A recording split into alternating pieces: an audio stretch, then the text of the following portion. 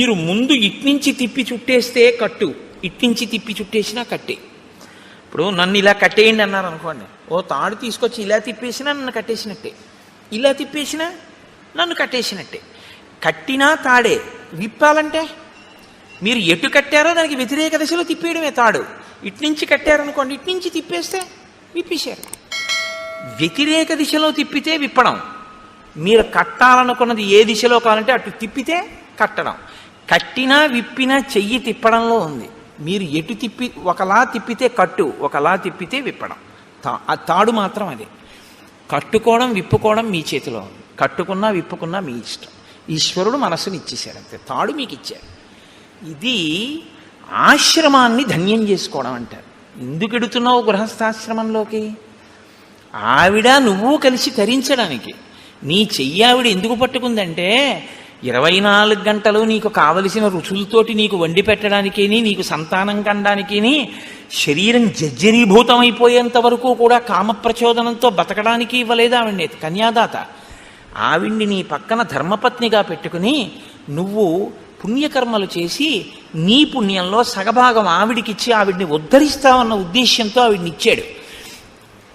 నువ్వు స్వీకరించింది ధర్మపత్నిగా, కేవలం కామపత్నిగా నువ్వు అనుభవిస్తానంటే నీ కర్మ అంతే.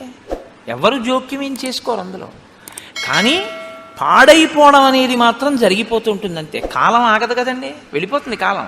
ఆ కాలంలో నువ్వు ఏం పట్టుకున్నావో, కామం ఒక్కటే పట్టుకున్నావు, ఏది వదిలిపెట్టేశావో, ధర్మముతో అర్థాన్ని, ధర్మానికి కామాన్ని ముడేయడం మర్చిపోయావు.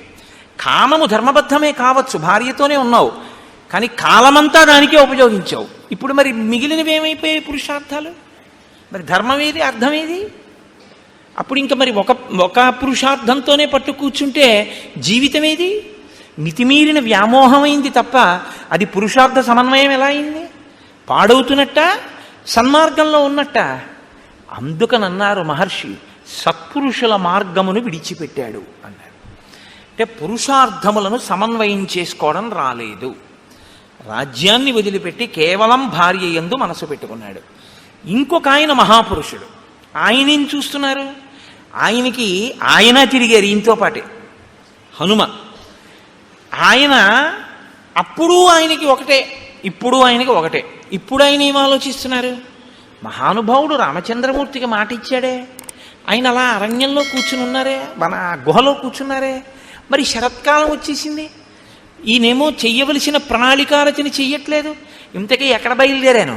పిడుగు ధ్వని వెలుతురు, ముందు ప్రణాళికారచన అన్నది ఒకటి ఉండాలి కదా. ఆయన కోపడ్డాక నువ్వు వానరాల్ని పిలవడం వేరు. నువ్వు ముందు ప్రణాళిక ఏది నీకు? రేపు రాముడు వచ్చి అడిగితే ఏం చెప్తావు? కనీసం అయ్యా నేను ఒక కబురు చేశానండి అని చెప్పడానికి నీకు ఒకటి ఉండాలిగా. చేసిన పని అసత్యం చెప్పలేవుగా రాముడితో. ఇప్పుడు ప్రభువుని రక్షించడం అంటే అది మంత్రి అంటే. కనీసంలో కనీసం ఈయనకి గుర్తు చేసి ఆ సైన్యాధిపతిని పిలిచి, ఒరే సైన్యాలన్నీ సిద్ధం చేయండిరా, మనం ఎప్పుడప్పుడు వెడదామంటే, ఒకవేళ రాముడికి కోపం వచ్చినా అయ్యా నేను కబురు చేశానండి అని చెప్పడానికైనా ఉంటుంది. బతుకుతాడు రాజు. రాజుని రక్షించాలి సచివుడు. కాబట్టి మహానుభావుడు అయ్యాడు హనుమ. అందుకే ఆయన ఎక్కడుంటే అక్కడ బ్రతుకుతారు మనుషులు. ఆయన ఎక్కడుంటే అక్కడ బ్రతుకుతారు. కాబట్టే ఇప్పుడు ఆయన సాచివ్యం చేశారు. కాబట్టి ఆయన ఆలోచించారు. ఆలోచించి సుగ్రీవుడి దగ్గరికి వెళ్ళి ఆయన ఒక మాట చెప్తున్నారు. తదిదం మిత్ర కార్యం నహ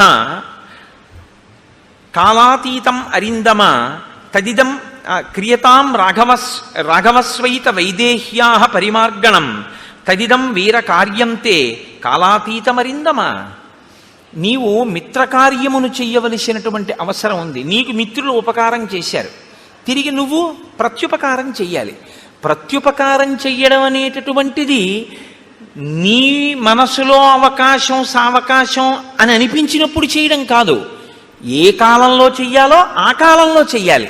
ఏ కాలంలో చెయ్యాలని రాముడు చెప్పాడు? వర్షాకాలం అయిపోయాకని చెప్పాడు. వర్షాకాలం అయిపోయింది, నువ్వు మొదలు పెట్టాలి. ఇప్పుడు రాముడి వైపు నుంచి కాదు మొదలవ్వలసింది. రాముడు నీకు ఇచ్చిన సమయం అయిపోయింది. ఇప్పుడు ప్రత్యుపకారం నీ వైపు నుంచి మొదలవ్వాలి. నువ్వు దాన్ని విస్మరించావు. కాబట్టి ఇప్పుడు ఎప్పుడైతే నువ్వు విస్మరించావో నువ్వు కృతాపరాధుడవయ్యావు, నువ్వు అపరాధం చేసిన వాడివయ్యావు. ఆయన ఇంకా చాలా గొప్ప ధర్మంలో ఉన్నాడు. ఏమిటి ఆయన పట్టుకున్న గొప్ప ధర్మం? నచ కాలం అతీతంతే నివేదయతి కాలవిత్ పరమాణోపి సన్ ప్రాజ్ఞ తవ రాజన్ వశానుగ. ఇచ్చిన కాలం దాటిపోయింది, సుగ్రీవుడు ఏ ప్రయత్నం చెయ్యట్లేదు అని తెలుసున్నా ఆయన ఇంకా ఓపిక పడుతున్నాడు. పోన్లే చూద్దాం చూద్దాం చూద్దాం అని ఆలోచిస్తున్నాడు. నీ అంత నువ్వు ముందుకొస్తే తనొక కఠినమైన మాట అన్నానన్న బాధ తనకు మిగలకూడదని నువ్వు ఇది గుర్తించట్లేదు. గుర్తించకుండా కాలమును దుర్వినియోగం చేస్తున్నావు. ఒకసారి దుర్వినియోగం కాని అయిందో ఆ తర్వాత నువ్వు మనసులో ఉపకారం చేద్దామని అనుకున్నా సరే కాలమునందు చెయ్యవలసినది చెయ్యలేదు కనుక నువ్వేం చేయవలసి ఉంటుందో తెలుసా? తల ఉంచుకుని నిలబడి క్షమార్పణ చెప్పి ఆ పని చేయవలసి ఉంటుంది. ఇప్పుడు ఆ పని చేసినా చెయ్యవలసిన వేళకి చేసినవాడన్న ఖ్యాతి ఉండదు, మరిచిపోయి గుర్తు చేస్తే చేసినవాడన్న పేరు వస్తుంది. చెయ్యలేదా చేశావు, ఉపయోగం ఉందా? లేదు. మీకండి రామాయణంలో టైం మేనేజ్మెంట్ అని ఇవ్వాలంటున్నారు. ఈ టైం మేనేజ్మెంట్ అన్న దాని కోణంలో రామాయణాన్ని మాట్లాడితే శ్రీరామాయణము టైం మేనేజ్మెంట్ అంటే కాలమును చక్కగా దక్షతతో వినియోగించుకొనుట అని నిజంగా మేనేజ్మెంట్ సైన్సెస్ చదువుకునేటటువంటి స్టూడెంట్స్కి శ్రీరామాయణంలోంచి కానీ అన్వయం చేస్తే నేను మీకు నిజం చెప్తున్నాను, ఎక్కడా దొరకనంత గొప్ప విషయాలన్నీ శ్రీరామాయణంలో ఉన్నాయి. ఎంత గొప్పగా మాట్లాడతాడో, ఎన్ని చోట్ల వస్తుందో. చెయ్యవలసిన సమయమునందు చెయ్యవలసిన పని. సుందరకాండలో కూడా అత్యద్భుతంగా ప్రస్తావన చేస్తారు దీని గురించి. కాబట్టి అందుకే నేను మీతో మనవి చేసింది, శ్రీరామాయణం అనేక కోణములలో మనకి నేర్పుతుంది. వ్యామోహాలకి లొంగిపోకుండా చెయ్యవలసిన సమయానికి చెయ్యవలసిన పనికి టక్కన లేచిపోగలిగిన శక్తి ఎక్కడి నుంచి వస్తుందంటే రామాయణంలోంచే వస్తుంది.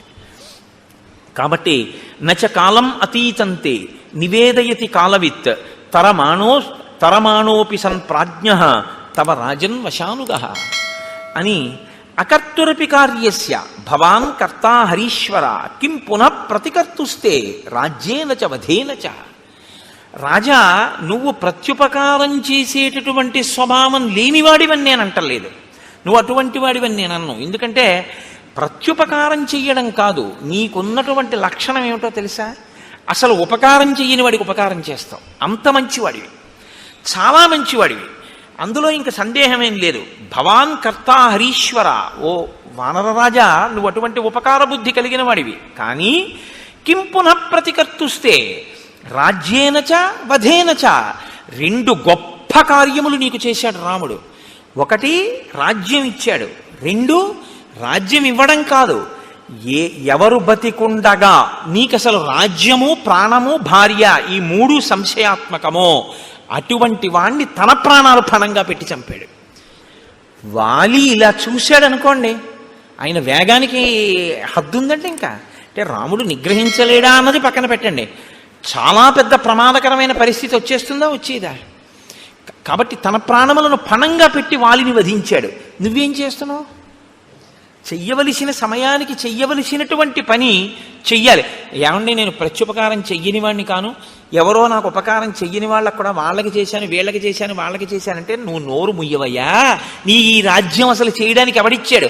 ఆయనకి చెయ్యని దానికి మిగిలిన వాళ్ళకి చేస్తే ఎంత, చేయకపోతే ఎంత, అసలుది చేశావా అని అడుగుతారు. ఏది ముఖ్యమో అది వదిలిపెట్టావు, ఏవి చిన్న చిన్నవి చేసినా చేయకపోయినా పర్వాలేదో అవి చేస్తున్నావు. ఏమిటి ఉపయోగం? కొన్ని వేళ పట్టున చేయవలసి ఉంటాయి, కొన్ని వేళ తప్పి చేసినా వచ్చే ప్రమాదం ఏమి ఉండదు. అవి వేళ పట్టున చేయవలసినవి వేళ పట్టున చేసేయాలి మీరు. దానికి మీరు ఇంకా ఎంత ఖచ్చితంగా ఉండాలంటే అందులో ప్రత్యేకమైనటువంటి క్రమశిక్షణ ఉండాలి. ప్రత్యేకించి బ్రాహ్మీ ముహూర్తంలో అంటే ఉదయం వేళలో ఎంత త్వరగా వీలైతే అంత త్వరగా పూజామందిరంలోకి వెళ్ళిపోవాలి.